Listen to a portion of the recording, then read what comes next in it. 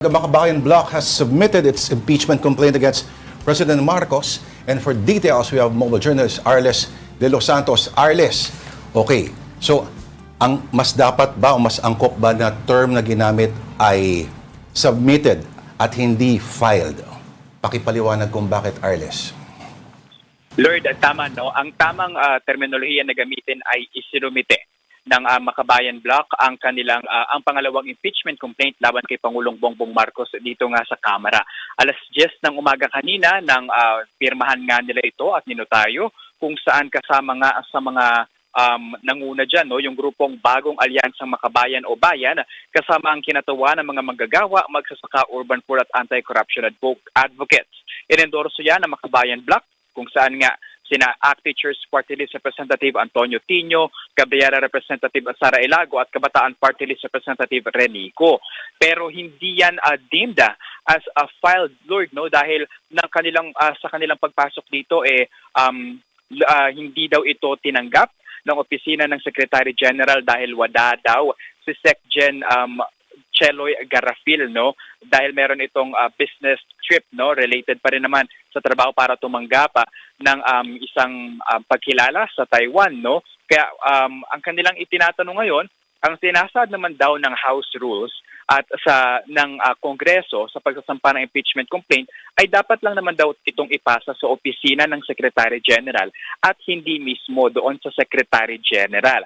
Kaya nagtataka sila kung bakit daw sinabi ng Executive Director ng opisina ng SecGen na hindi niya raw pwede itong tanggapin dahil hindi raw siya binigyan ng otorisasyon ng ni Garafil.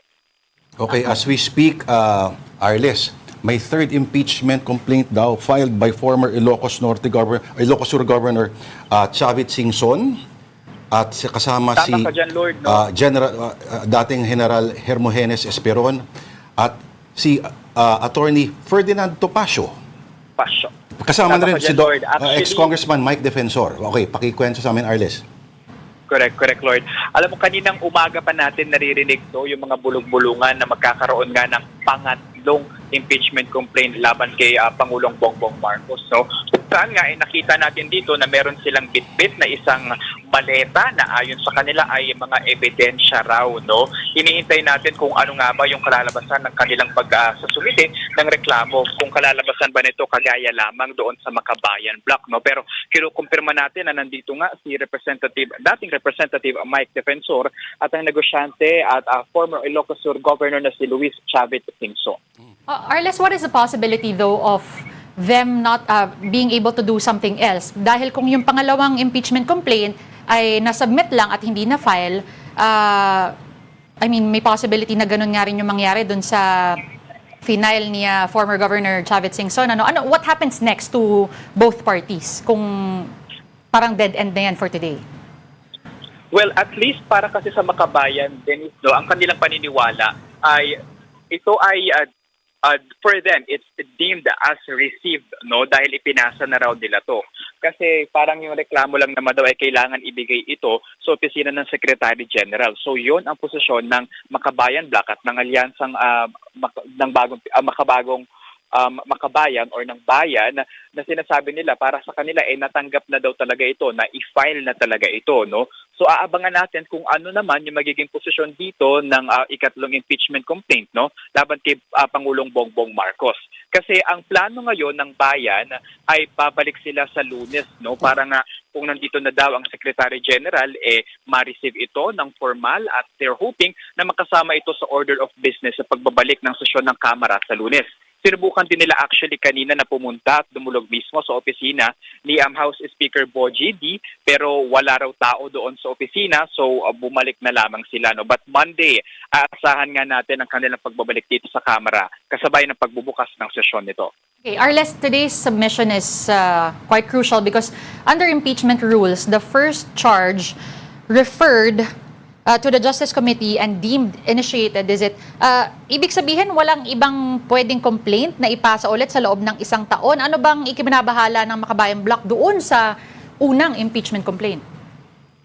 Well, ang kanilang pangamba, Denise, no, baka daw ang i-prioritize lamang dahil nga may nauna ng impeachment, yung nila'y mahina na basehan no ng impeachment complaint. Kasi kung matatandaan natin, ito yung final no ng abogado na si Andre De Jesus, kung saan kasama sa mga grounds noon yung virtually daw na pagkidnap nga kay dati Pangulong Rodrigo Duterte at pagdala sa ICC, and kabukod pa doon yung mga alegasyon nga ng cover-up sa investigasyon ng flood control projects at yung claims din na deemed unfit na nga raw si PBBM para mamuno dahil sa alegasyon ng mga illegal na droga.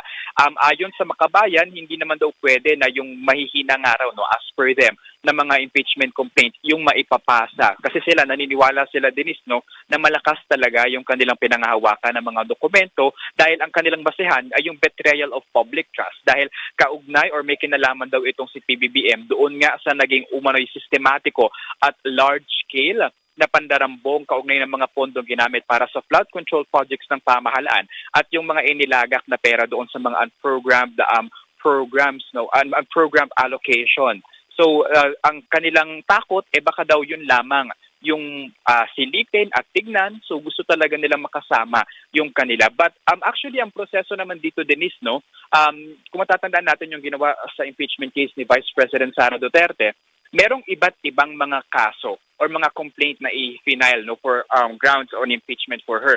Pero parang kinonsolidate na lamang nila yon ng isahan, no? And then yun yung gumulong para sa yun yung gumulong sa at dinala no sa Committee on Justice and then Rules and then plenary hanggang sa umabot na nga ng Senado. But still, we are yet to find out kung paano nga yung magiging final nito kasi meron pa rin silang motion for recommendation doon sa desisyon ng Supreme Court na dapat isa lang daw yung didinggin na barrel. So may mga agam-agam din na baka daw they're thinking na baka daw may mga plano rin talaga no na i-prioritize or unahin yung mahinang impeachment case kumpara doon sa iba pa na may iba pang mga grounds naman talaga ng kareklamo laban sa presidente. Arles, merong 4 na grounds itong Makabayan Block.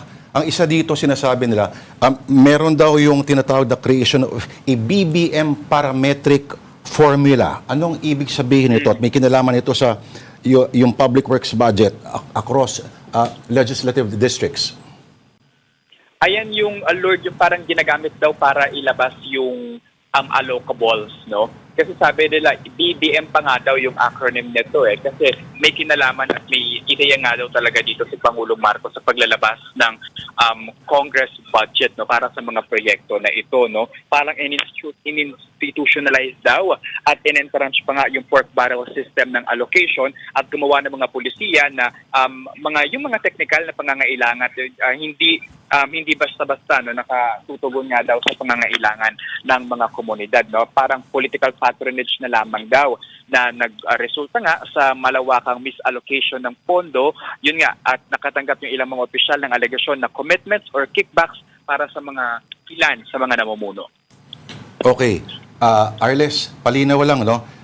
Sinasabi kasi nila yung na-file nung January 19 nung Attorney De Jesus ay poorly written kasi ang mga ebidensya daw na sinama mga media clippings lamang.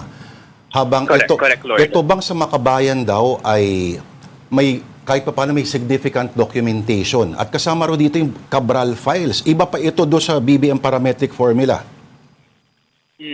Actually, Lord, meron nga silang 4 na basis meron din sila ditong sinasabi na Article 2 is yung abuse ng discretionary power over unprogrammed appropriation and then yung direct and personal involvement in kickback scheme, no? Pero Lord, ngayon pinipilit natin ulit yung papel na ipinasa nga nito, meron sila ditong mga breakdown ng unprogrammed appropriation at hindi lamang mga testamento mula doon sa mga balita na inilabas at yung iba pang mga investigasyon no, talagang nakadetalye dito.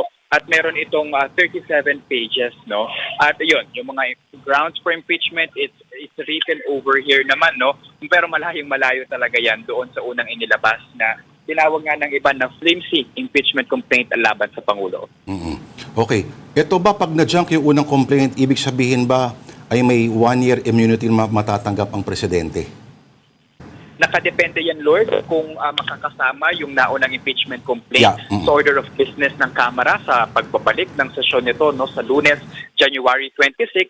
and kung matatransmit ba ito sa Committee on Justice, at meron kasi silang 10 session days para nga talakayin itong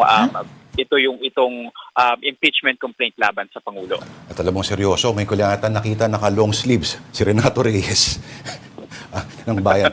Anyway, maraming salamat sa iyong ulat ng ating mobile journalist, Arles de los Santos.